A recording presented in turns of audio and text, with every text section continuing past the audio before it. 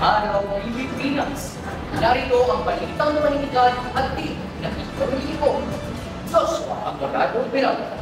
At narito tayo upang talakayin ang makulay at makapagsalita kasaysayan ng paninigan sa bagong lipunan.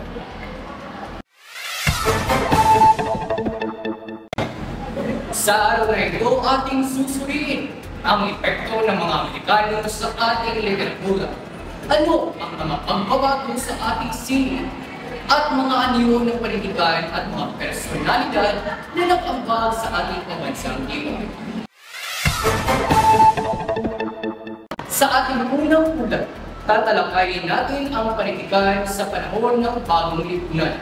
Alamin natin ang mga naging epekto ng mga dayuhan, partikular na ang mga Amerikano at sa ating literatura.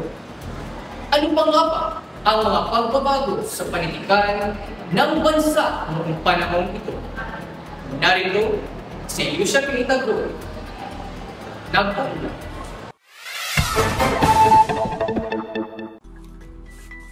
Salamat Joshua. Sa pagdating ng mga Amerikano sa Pilipinas, isang bagong yugto ng panitikan ang nagsimula. Mula sa mapanupil na pamamalakad ng mga Kastila, nagkaroon ng higit na kalayaan ang mga Pilipino sa pagpapahayag ng kanilang mga saloobin at damdamin. Isang malaking bahagi ng pagbabagong ito ay ang pagpapakilala ng Ingles bilang bagong medyum ng edukasyon at pagsulat. Sa wikang Ingles, nagsimulang magbukas ang mga pinto para sa mga maikling kwento at iba pang anyo ng panitikan. Ang Dead Stars ni Paz Marquez Benitez halimbawa ay isa sa mga kauna-unahang maikling kwento na isinulat sa Ingles at itinuturing na isang mahalagang akda sa kasaysayan ng panitikan. Ipinapakita nito ang mga realidad ng buhay sa lipunan, ang mga paghihirap at mga damdamin ng isang tao na mas pinadali at mas pinapadali ang pag-unawa ng mga isyong panlipunan.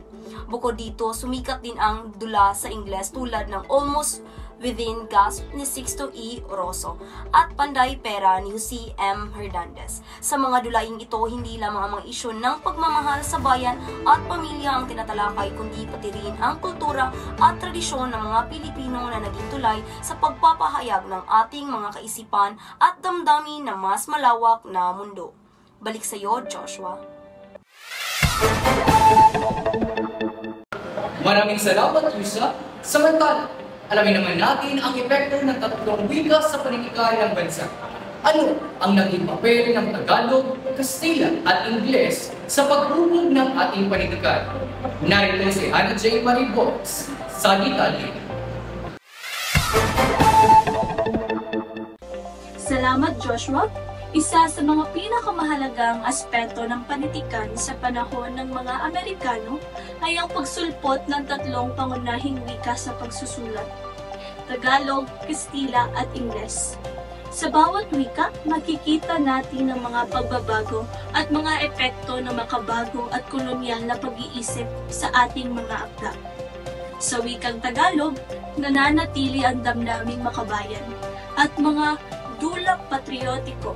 Halimbawa, ang mga tula at sanaysay na sumasalamin sa pagpakikibaka ng mga Pilipino laban sa mga banyaga at sa mga isyong panlipunan. Sa wikang Kastila, naging tanyag ang mga akdang nagpapakita ng mga nostalhiya sa nakaraan ng mga Espanya sa Pilipinas at sa mga kultura at tradisyong iniwan ng mga Kastila. Samantala, sa wikang Ingles, nagkaroon ng malaking impluwensya ang romantisismo at estilong Victorian sa mga akda ng mga Pilipinong manunulat. Halimbawa na lamang ay ang nobela ni Zailong Galang na A Child of Sorrow. Isang akdang nagpapakita ng masalimuot na buhay ng mga tao sa ilalim ng lipunang sumasalamin sa malaking pagbabago. Ang tatlong wika na ito ay naging kasangkapan upang ipahayag ang mas malalim na kaisipan at damdamin ng mga Pilipino na nagbigay ng makabagong anyo sa ating panitikan. Balik sa iyo, Joshua. Salamat, Hannah. Sa susunod na ulat, silipin naman natin ang iba't ibang anyo at tipo ng panitikan na umusbong sa panahon ito. Ano ang naging kontribusyon ng mga bagong anyo sa paglago ng ating panitikan? Narito si Del Ivan Nachel. Salamat, Joshua. Sa panahon ng mga Amerikanong, tatlong anyo ng panitikan ang umusbong at naging popular. Ito ay tuluyan, panulaan at dula. Bawat isa sa mga anyong ito ay nagbibigay ng bagong buhay sa mga akdang Pilipino. At ito ay nagpapakita ng mga modernong tema at ang pagsubok ng lipunan. Sa tuluyan, ang mga maikling kwento, sanaysay at nobela ay naging sumikat. At isa sa mga pinasikat na halimbawa ng tuluyan ay ang A Child of Sorrow kay Zoilo Galang. Ang mga ikdang ito ay nagbibigay ng pagninilay at pakikibaka tungkol sa mga buhay ng mga Pilipino sa ilalim ng banyagang pamumuno. Sa panulaan, ipinakilala ang haiku, pantun at balagtasan na siya naging bagong anyo ng pagsusulat ng tula. Sa pamamagitan ng mga ito, nagkaroon tayo ng mga bagong forma sa pagpapahayag na nagbibigay ng mas malalim na pananaw at nagpapahayag sa damdamin ng bawat isa. Sa dula, umangat ang mga makabayang dula tulad ng sarswela at opera, at ito ay nagsisilbing daan upang maipakita ang ating tradisyon at ang mga isyung pambansa sa pamamagitan ng karakter at entablado. Manunulat tulad nina Paz La Torrena, Loreto Parasulit at Esteban Haveliana ay nagbibigay buhay sa panitikang Pilipino gamit ang kanilang mga makabagong akda. Ang panitikang Pilipino noong panahon ng mga Amerikano ay hindi lamang nagpapahayag ng mga damdamin ng bawat isa sa atin, kundi ito ay nagsisilbing salamin ng makabagong lipunan. Balik sa iyo, Joshua. Maraming salamat din. Tunay na makulay at makapangyarihan ang naging kontribusyon ng panitikan sa ating kasaysayan. Sa mga pagbabagong ito, nakita natin kung paano ang panitikan ay hindi lamang nagsilbing libangan, kundi isang makapangyarihang kasangkapan sa pagpapahayag ng ating mga saloobin at karanasan sa buhay. Tayo ay magbabalik pagkatapos ng komersyal na ito. Mula sa paglipas ng panahon, ang panitikan ay sumasalamin sa pagbabago ng ating lipunan. Mula sa pighati hanggang sa inspirasyon, mula sa tradisyon hanggang sa modernisasyon, ito'y naging diwa ng ating makata at manunulat. Sa bawat tula, naramdaman ko ang kaluluwa ng ating bayan. Mga taludtod ni Jose Corazon de Jesus ay parang himig na nag-uugnay sa ating nakaraan. Pakinggan niyo ito. Sa mga sangakoy nangasabit, ang pugad ng ibon ng pag-ibig. Napakaganda ng tradisyonal na anyo ng panitikan. Ngunit parang may kulang. Parang naghahanap ng bagong boses.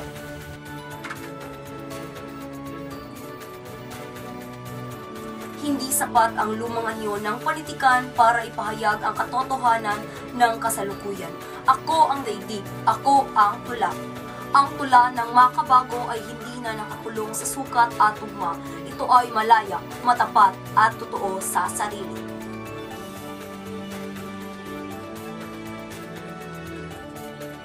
Ikaw, kabataan, maglakas loob kang sumulat ng may tapang.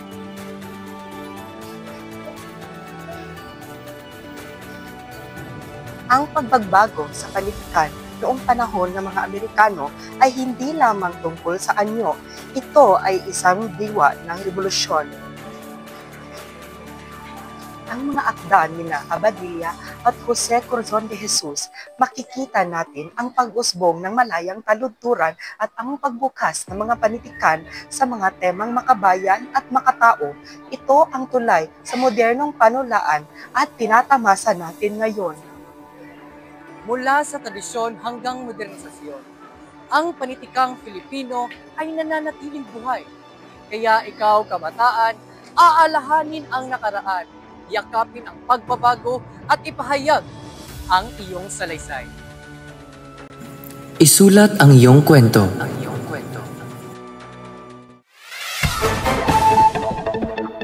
Tayo ay nagbalik.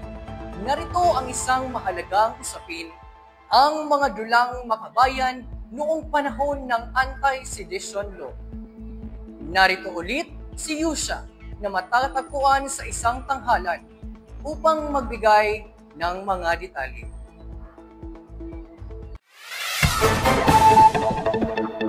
Maraming salamat, Joshua. Naging napakahalaga ng mga dulang Tagalog bilang instrumento sa pagpapahayag ng damdaming makabayan noong panahon ng mga Amerikano.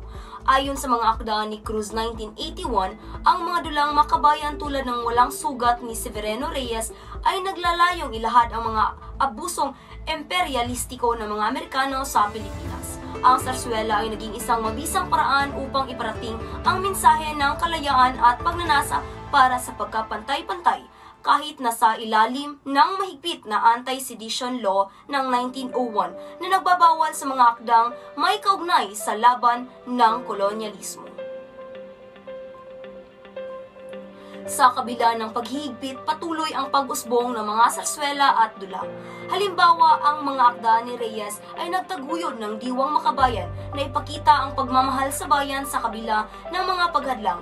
Gayunpaman, hindi nagtagal at ang sarswela ay unti-unting napalitan ng pelikulang Tagalog na mas tinatangkilik ng masa. Nagiging mas accessible at mas mabilis iparating ang mga mensahe ng kabayanihan. Balik sa iyo, Joshua. Maraming salamat, Yusha. Makikita natin kung paanong ang mga dulang makabayan ay naging mahalagang bahagi ng ating kasaysayan. Para naman sa iba pang mga anyo ng panitikan na umusbong sa panahong iyon, narito si Hana ulit upang magbigay sa atin ng ulat tungkol sa pag-usbong ng nobelang Tagalog. Salamat, Joshua. Isa sa mahalagang bahagi ng panitikan noong panahon ng mga Amerikano ay ang nobelang Tagalog. Ang mga akdang tulad ng Banaag at Sikat ni Key Lopez Santos ay nagbigay liwanag sa mga kaisipan at lumaban sa mga isyu na hindi kapantay-pantay sa lipunan. Sa nobelang ito, ipinakita niya ang matinding tunggalian sa pagitan ng kapitalismo at unionismo. At iminungkahi ni Santos na ang sosyalismo bilang isang solusyon sa mga problemang panlipunan at pangkalipunan. Salamat, Hana.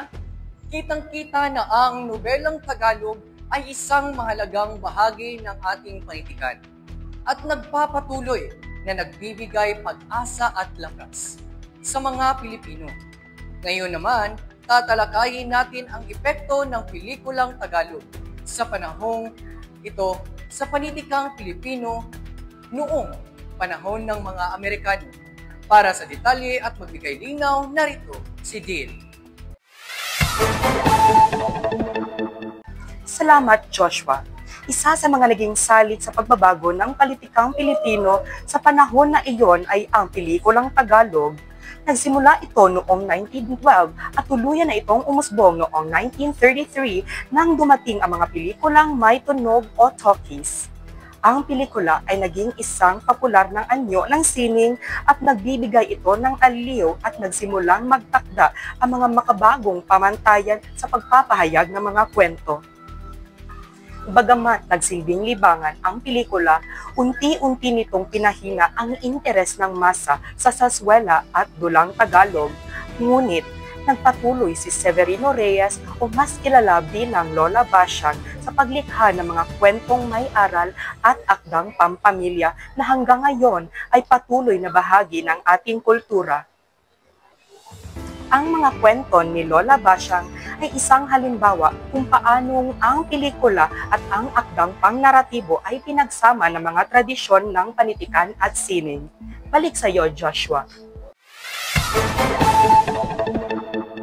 Maraming salamat sa ating mga field reporters. Ang panitikan sa panahon ng bagong lipunan ay isang mahalagang bahagi ng ating kasaysayan at isang patunay ng talino, tapang at malasakit ng ating mga ninuno. Mula sa entablado, nobela, pelikula at iba pang anyo ng sine, ipinalabas ng ating mga manunulat at alagad ng sining ang ating makabayang diwa at nagbigay diin sa mga adhikaing panlipunan. Ito po si Joshua Amorado Peralta, nagpapasalamat sa inyong patuloy na pagsubaybay, nag-iiwan ng mensahe, Historia Literarum es Historia Gentes Nostre. Ang kasaysayan ng panitikan ay kasaysayan ng ating lahi. Magandang araw, Pilipinas!